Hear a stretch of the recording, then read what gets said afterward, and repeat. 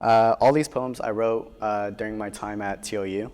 I am graduating next week, so yeah, thank you. So yeah, these poems I took in a poetry class during a pandemic, and we're still online, and hope you like it. This is called American Citizen. Crossing the wall never felt illegal. Breathing in the fresh air of freedom never felt so free. Bringing my family into a foreign land, just a man hoping to pave his way for the American dream.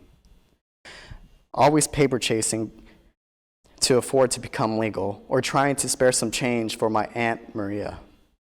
Never been a man who seals the deal on the street where a blue man feels justified to pull the trigger.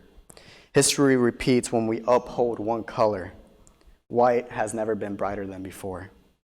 From caging kids to screaming for our mama, we're unable to find the sanctuary whether alive or dead. Holding my hands up with ice on my wrist, profiling my brown skin without probable cause, forcing to leave my loved ones lost. Worshiping white Jesus, proclaiming you love us. All lives matter, only God could judge us. All lives matter. But the funny thing is, neither of us are from here in this world. We're all from a land who claims us all free.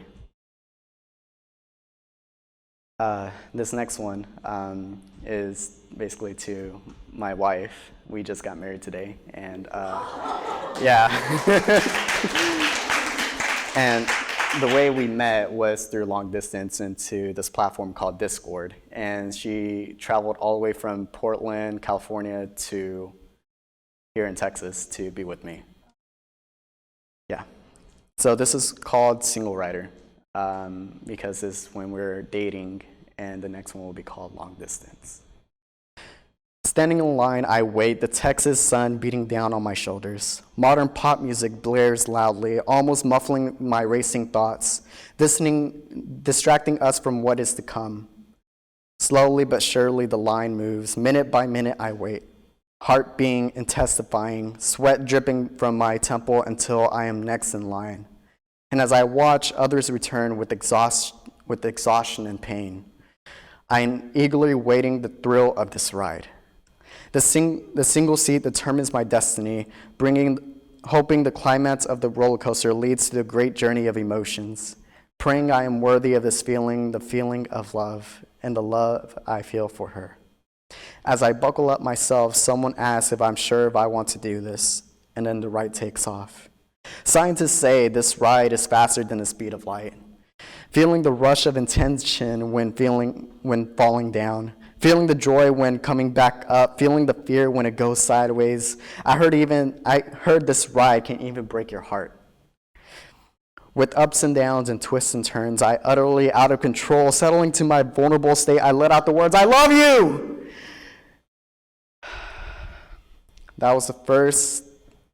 This was the first I had not screamed to be let off.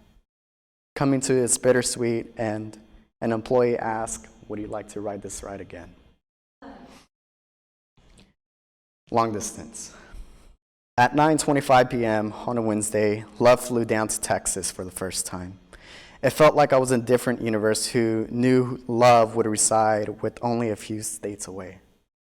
Love is a difficult thing. You smother the tenderness, it suffocates. You release the beauty, it breathes new life, painting a new picture of what love is to us. Even 1,000 miles apart, the cord of our fate has never been tighter. The night that I saw her, love was right there in front of me. From where our hands held a device to holding each other's hands, the touch of her finally felt real. Sunday was supposed to be her last day. We didn't want to face the fact that our time with each other was ending. We didn't want the chapter of our love to end. We kept delaying her departure to create more art for our beautiful canvas. To our last dripping paint, we knew we had created was a masterpiece. On our last day, I was capturing the beauty of her green eyes. Rather than pixels on a screen, her soul was captured in full resolution. It felt safe. On our last day, we were writing the last words of our chapter. The goodbyes never felt as she was vanishing from heaven. Our last kiss was confirmation that love is still alive. Catching feelings never felt so easy, but flights did. So this poem, I went to nationals for it through my church. It's called The In-Between. It's a Christian poem, by the way, spoken word. It might be harsh, but it might be a little bit true. We all wake up and go through our day. So when you all woke up, did you pray to God that you're blessed to see another day? Or did you pick up your phone to see if that one guy or girl sent you a, "Good morning, babe. What you doing today?" We all wake up and go through our day. So did you go talk to that one friend of yours that's going through a hard day? Or did you decide to ignore it, hoping someone else will come down like Superman yet to save another day? You may think your life is great, but do you know what the struggle or the meaning is about being a Christian? Yeah, I spelled it out because some of us are known to be a 24/7 hypocrites. We live our lives pretending to live perfect lives, which is a bunch of lies. We pretend to be Christians when we post something about Jesus on social media just to look good for our followers, but y'all actually follow. We hide behind our screens, showing the world that this is where they need to be, but in reality, in real life, we're out here getting high on LSD, gossiping, when we should be getting high on GOD. See, the society is nothing but a dating app. We swipe right or left, choosing our life and friends, but when Jesus pops up, we swipe left because we don't need the so-called king interfering. Then when we're depressed and a mess, we come to him like he's a free clinic and don't want to pay back the spiritual expenses. See, depression and hypocrite are exactly the same thing. You stop believing in certain things, and yet you still make your pastor and your friends believe you're a fellow Jesus-loving friend, when you know exactly inside that your soul is dead. Now, I'm not trying to bash people who have depression, because I've been in their steps too. But depression is not the only facade that we put on. During the day or night, we're doing things that aren't very Jesus-like. You are a snake in the grass trying to devour the next Adam or Eve, but when Sunday comes, you start praising God's name as if you couldn't recognize who you truly are beneath all that pride and greed. You deny to your other non-Christian friends, saying that you don't know who your actual Savior is, so you're nothing but a Peter. So next time, take a good look at yourself in the mirror and ask yourself, are you truly a believer? God, forgive me if I'm judging. I know there's too much judgment in my eyes, but I don't like how your children lie and pretend to follow.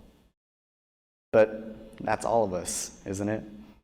Born sinners, never perfect. But why do we hide, deny, and lie the Creator who gave us life? When are we going to stop using God as a side chick?